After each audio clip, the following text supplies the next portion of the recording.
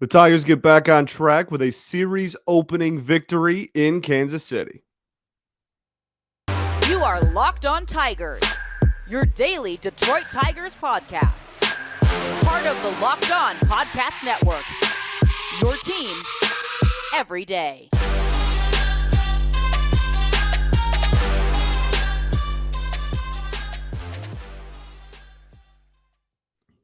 What is up, everybody? Welcome back to another edition of Locked On Tigers. I'm, of course, your host, Scott Bentley. Today is Friday, April 15th, 2022. Thanks for making Locked On Tigers your first listen every day. We are free and available wherever you get your podcast. That is including YouTube. And we're back in the win column. We're back in the win column, baby. A big dub. A big dub. Very important win. A lot of very impressive performances. A lot of really important performances. I'm really pumped. Really big game. Really big game to get back on track. I think this series, honestly, is a really big series to get on track and get to where this team and this fan base wants it to go, right? So I'm really excited about this win. Really great performances, like I said, by a plethora of players. Most notably, Miguel Cabrera. The dude dominates Kauffman. He is Kauffman Stadium's legal father. I don't know how that's possible, but he is the father of a baseball stadium. It happened because it's unreal. The dude's numbers in Kauffman are incredible. One of the most iconic moments of his career. Officially, what's the word I'm thinking of, man? Why does this happen so often to me? What's the word I'm thinking of? He officially got the Triple Crown. He closed the door. He I'm sure as a listener you're shouting like a word that would fill in correctly there. But he officially got the Triple Crown, right? In Kansas City, got to walk off the field there. Ramon Santiago, I believe, came out to play third base there. And when they took him out of the game, I think it was Ramon. So he's had a lot of success in Kansas City, a lot of success in Kauffman, and it continued. 3-hit night for the big fella. Incredible. We're going to start with starting pitching, though. I think the setup I want to have this year is a lot more fluid. Last year, it was very like this segment, this segment, this segment. We're going to talk about this, this, and this. And it was like pitching, offense, etc. kind of thing. Want to have it be a lot more fluid this season, as I'm working on my craft and working on how to make this a better product for y'all. I think it's still going to be first segment will probably be very starting pitching based, as it has been already so far this season. If you've listened to every episode so far this year, and then one of the segments will be about the offense, and one will be about the bullpen. But I think giving the bullpen their own segment is important, because the bullpen is going to be vital and nobody really goes deep into games. They're going to be utilized a lot more. And we certainly don't have any starters so far this year that have gone even remotely deep into a baseball game. So I think for now, that's how we're going to roll with it. We have a lot of, as y'all know and have known since I've taken over, I'm big on numbers, but I'm also really big on, the game of baseball itself. I truly think that I definitely try to balance both sides, the analytical part and the like baseball part, like kind of the old school part as well. So I do a really I try to walk that line as best I can. I'm not sure I do a great job a lot of times, and people get mad at me a lot of times, but that's how I view the game and that's how I interpret the game. So and I think it helps me cater to both audiences as well. So I think we will have some numbers stuff throughout these shows and such, but it's really important to me to break down every area of the game. And so that's why I think it's going to be out like that. But I do want it to be a little more fluid this year. So maybe some carryover, some, conversations at the beginning and the end, etc. You get what I'm saying. So for this game, Casey Mize got the start. Not very impressive. We can be upfront about it. Just because he was the 1-1 pick doesn't mean we have to baby him, especially not in his he's playing in his third season, and this will be his second full season in the majors. Was not a very impressive start by Mr. Mize. Still absolutely believe in him. Dude's still a dog, still nasty. But the biggest thing is it's remarkable how much he is struggling to induce swings and misses at the current moment. And he struggled with it last year too. And it's something that he didn't struggle with at all in college. And like we all heard about the splitter, right? And that was the big thing. Everybody's heard it a million times over and over and over. It's just, oh, the splitter, the Mize splitter, the Mize splitter. It was the most advertised pitch in college and the most advertised pitch in the minors. And then he just like didn't really throw it last year. And now it's back. And he is getting some swings and misses on it, right? Like there were some swings and misses on it, but not to the extent that we were, I don't want to say promised, because that, we're not promised anything. Nobody's promised anything, but it's just, it's so weird to me. It's just, it, it doesn't add up. It doesn't make sense in my brain that he was this guy. He was the dude, and he still is the dude, and I still believe in his future, but 4 whiffs in his entire outing. He had 88 pitches. He threw 88 pitches. 4 of them were swings and misses. 4. Called strikes 15. Not a remarkably high number either. 14 fouls. Makes sense, right? When the whiffs are low and the called strikes are low, the fouls and the 19 balls put in play. 19 balls in play is a high number. It adds up, man. And there's good and bad to this. There's still a lot of good. I'm not trying to say that this is just like, oh, he can't be effective like this. There is some good, but for all of it to come together, he's not going to take that next step, that big next step, without getting some more whiffs, man, and without getting some more swings and misses, without finding at least having a go-to pitch in counts where you want to swing and a miss. You at least got to have something, man. You got to give me something. So the whiffs, as we talked about, 4, and no pitch had more than 1. He had 1 whiff on the 4-seam fastball, 1 whiff on the slider. Beautiful count to throw it in, though. Threw it in a full count there. Really clutch pitch. 1 on the splitter, 1 on the curveball, none on the sinker. Those were the 5 pitches he threw. 4 of them all had exactly 1 whiff. So, see, he doesn't even have like at the current moment in development, he doesn't even have a pitch that is overpowering and that he is confident enough to be like, hey, this is my swing and miss pitch. This is what I'm going to go with. And that, I'm sure that's frustrating for him. And that is the next step of development. I'm not saying that this is just who he is and that's it. The ceiling is still ace for this dude. He's still a dog, and he's still got a good repertoire. And he's got a mid-90s fastball, a good slider. The splitter is filthy. It is filthy. Threw it 14 times tonight, 3rd most used pitch. It's just, I don't know if it's more of a pitch count thing and a pitch mix thing, and when he's throwing which pitches, or if dudes are truly just not being fooled up there. It's honestly probably a little bit of both based on the movement that I saw tonight, because it wasn't that sharp against, last night as you're listening to this on Thursday. So there's a lot of room to improve. However, still a lot of good to go with this as well. Average exit velocity on the night was 84.5 miles an hour. You want to talk about 19 balls put in play. He threw 88 pitches. Almost 20 of them were balls in play. And the average exit velo was only 84.5 miles an hour.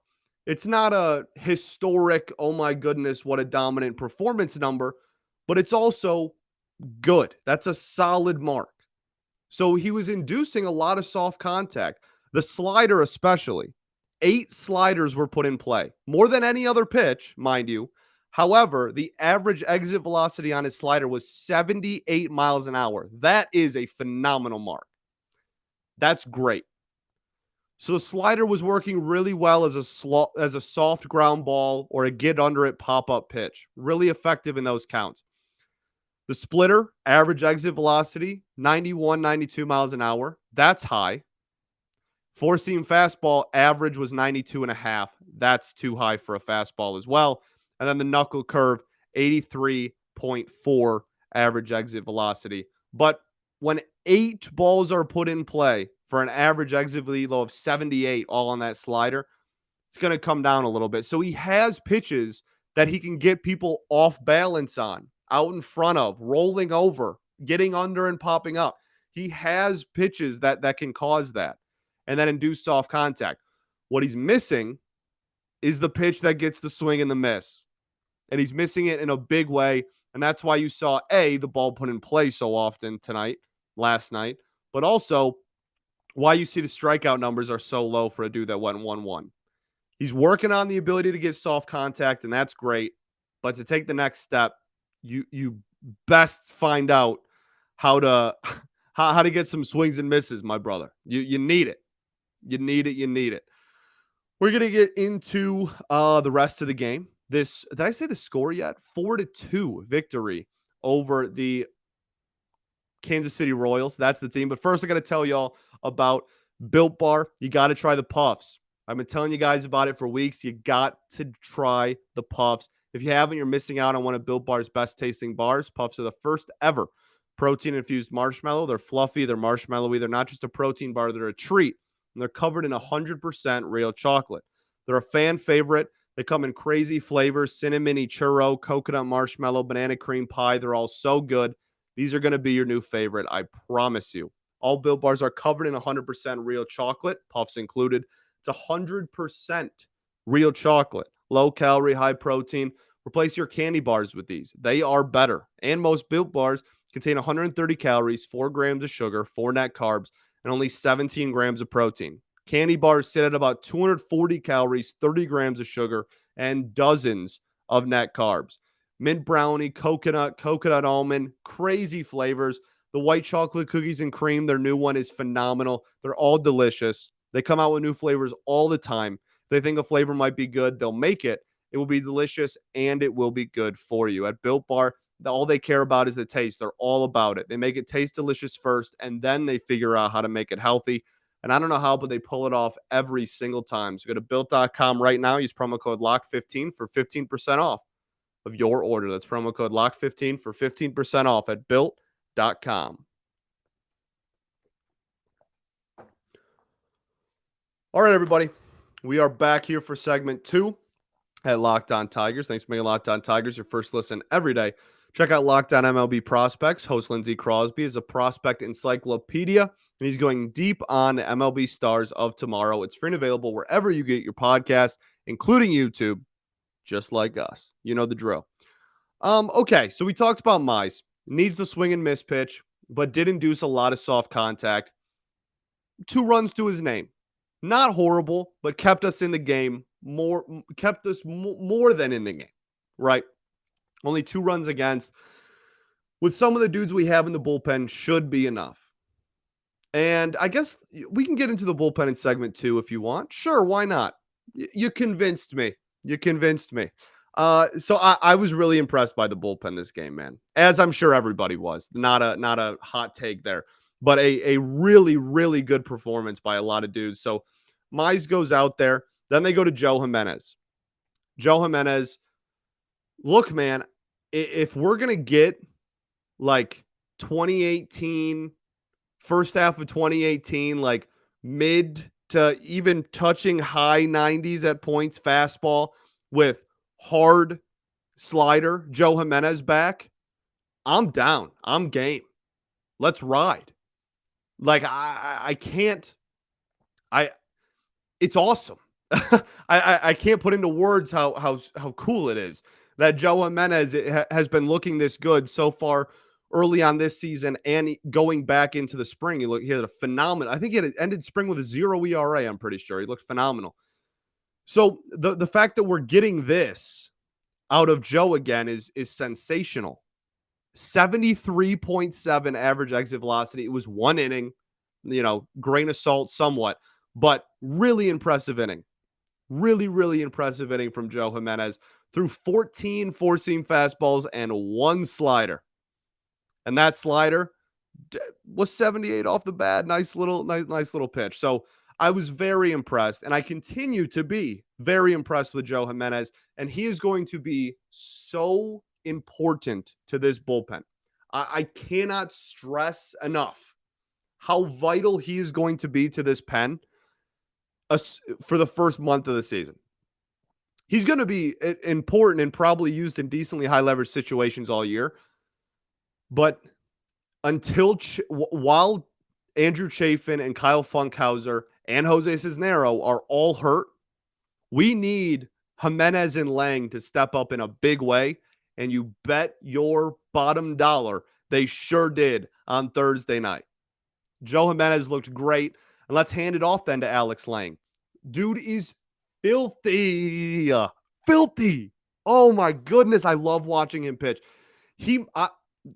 I would argue, outside of Gregory Soto, there's probably no one in this entire organization, every level of the minors included, that I enjoy watching pitch more than Alex Lang. Truly. Any starter, any reliever at any level. I've seen a lot of them, I promise. Alex Lang is dirty. Dirty. Just like you got to wash your hands after. Filthy, man. He featured the changeup, and this is what was most impressive to me tonight. The four-seam fastball, he threw the least out of his 3 pitches.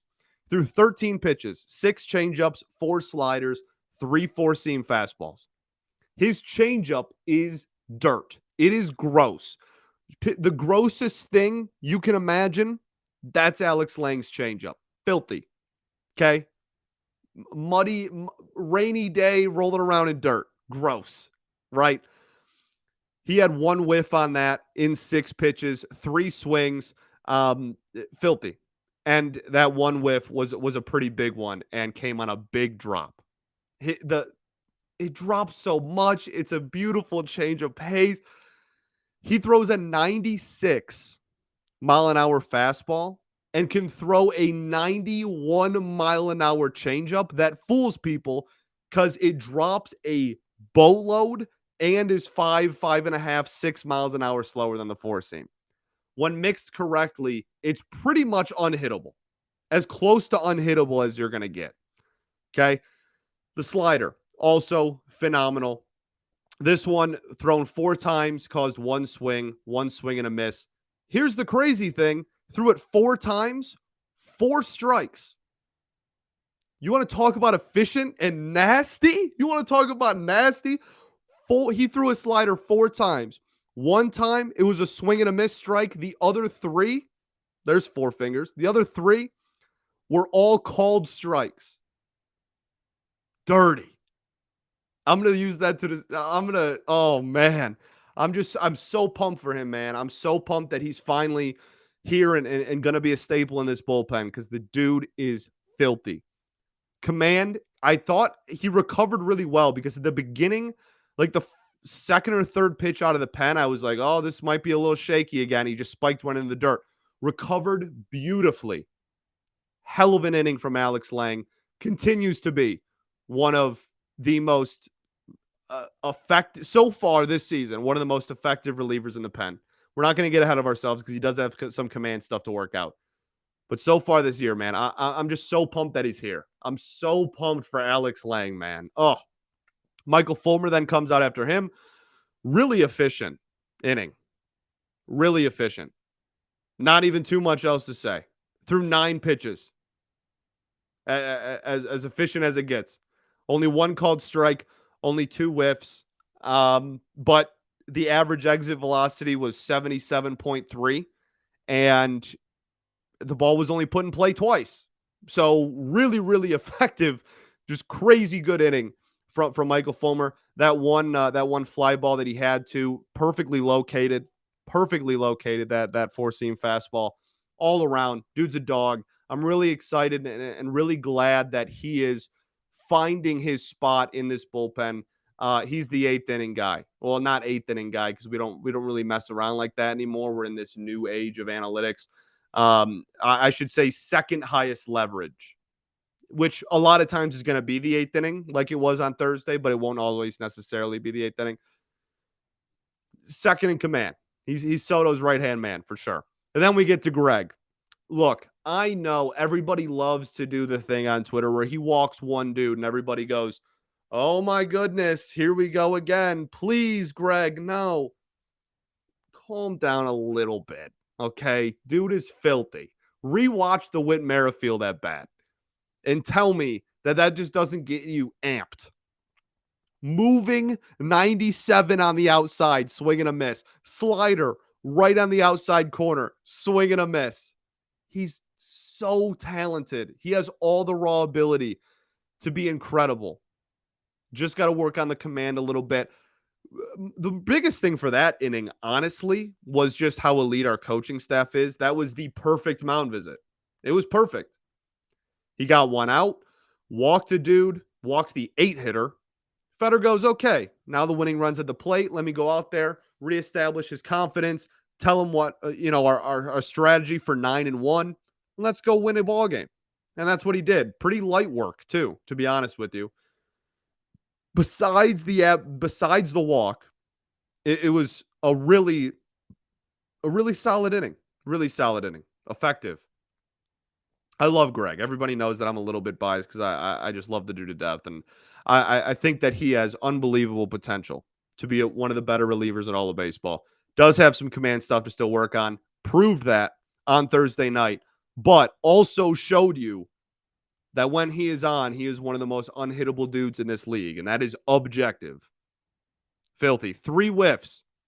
He threw 1 inning and had 3 whiffs. Casey Mize started this game and had 4. Nasty. Mostly did the sinker through 20 pitches. 15 of them were the 98. I think this game was only sitting around 96, so a little bit down in the velocity than we're used to. But he's been used a lot lately. Then the slider 4 times. And the slider was crazy effective. It's almost like I've heard that somewhere. Maybe I said that earlier on opening day when he gave up the homer on the slider, and I was like, don't worry about it. It's still a nasty pitch. Again, 4 pitches, 2 whiffs. What? He's nasty. It's efficient.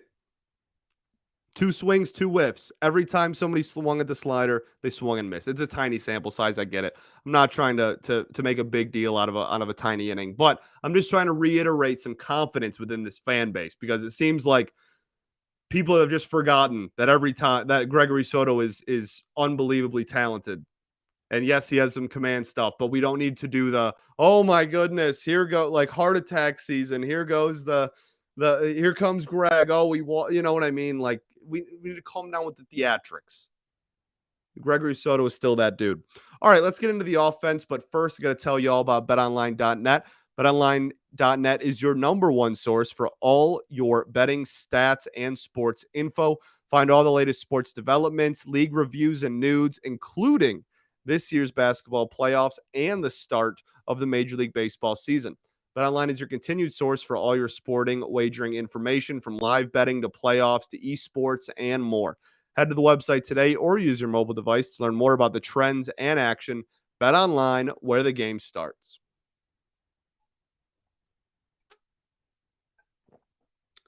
All right, everybody. Welcome back.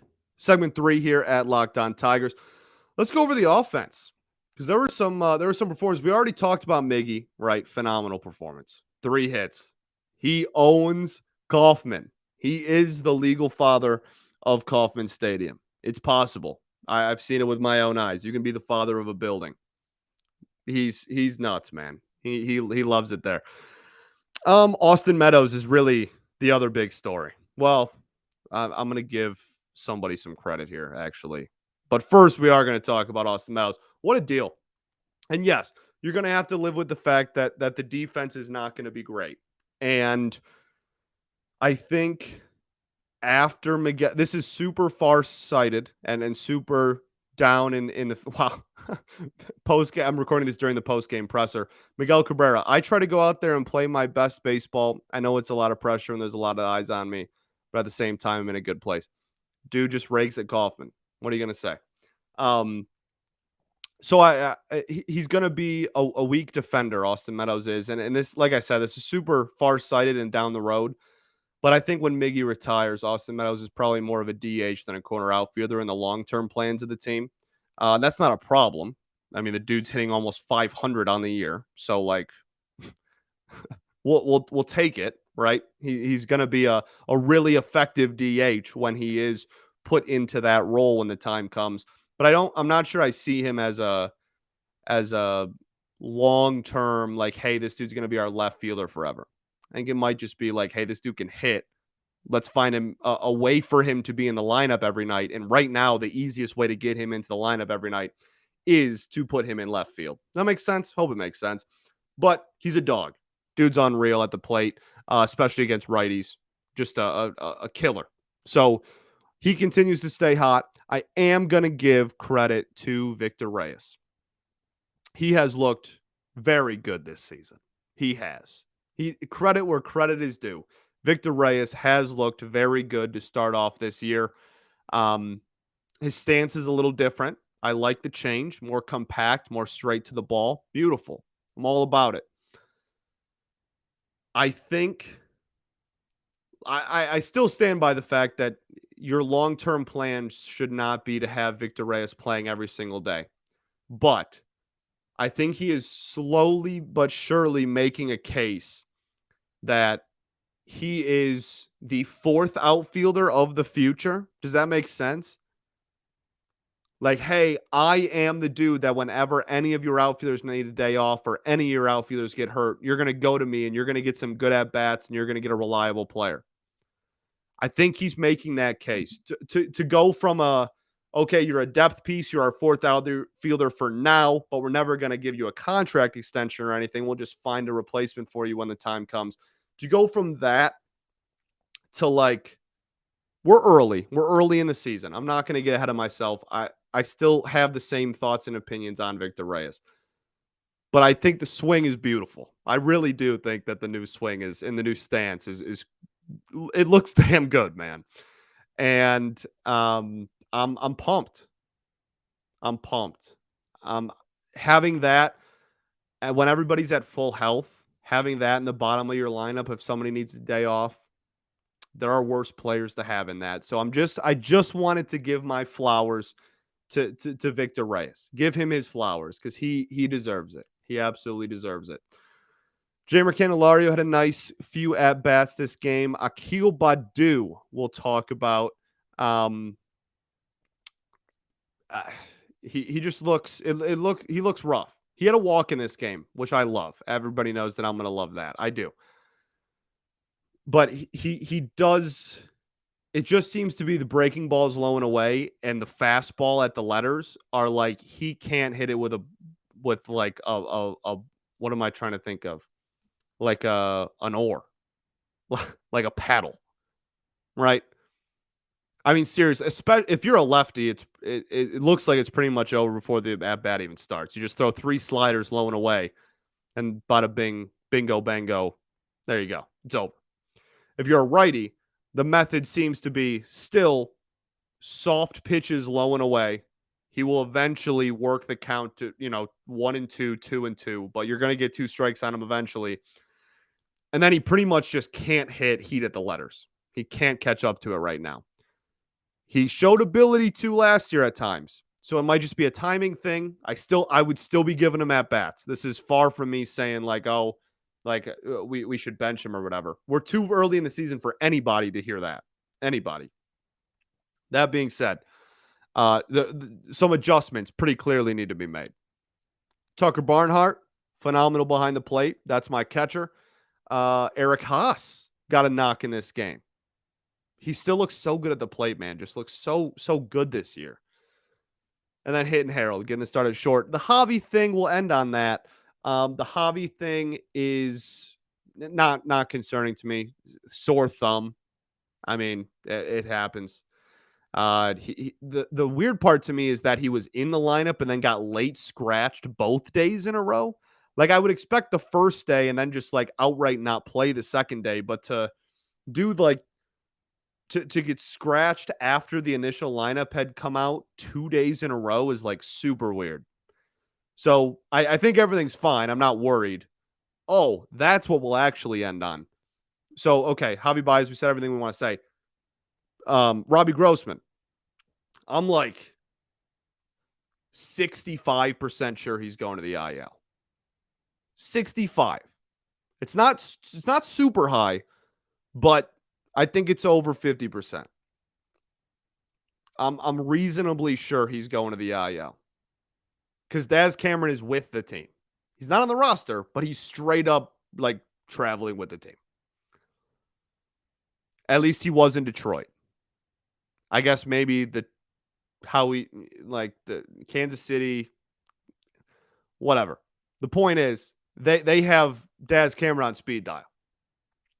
I'd look out for it. I'd look out for it. If not, then maybe he just needs. Can they retroactive him? That would be sick. If they put him on the IL and do it retroactive to like 3 days ago, the last time he actually played, then I'm for it because then we're only missing a week of him. 10 days from now would kind of suck. So maybe we try and retroactive him. Maybe that's the move, honestly. Get Daz Cameron some playing time. Now, I don't know if he'd get too terribly much because Victor Reyes is swinging a hot stick, if you haven't heard. But we'll see. We'll see how it all plays out. What I actually want to end on. This is a big series. Look at our month of April. Look at our month of April. It is tough. This is a hard schedule to start off the year on. This April is brutal. Okay. You have to at least win the series against the You have to take 3 or 4. You got to. Not saying, oh, like the season's completely over if you don't, whatever. But looking at the month of April that this team has, you're going to want to take at least 3 or 4 from Kansas City. Because you got Dodgers, you got Yankees, you got Twins. You got a tough April ahead of you, man. So series like this, series against the Royals, become very important. Let's go win 3. Let's go have a weekend, baby. All right, Scooble on the bump on Friday. Then what? It'll be Scooby. Why am I completely losing my train of thought? Scooby, Manning, Alexander. Those are your next 3. Let's get it. Big series, for real. Big series. Good teams, take 3 or 4 this weekend. Take 3 or 4. I think that's it. Peace and love. Going to therapy's dope. And I will catch y'all on Monday, recapping, hopefully, us taking 3 or 4. Go Tigers, baby.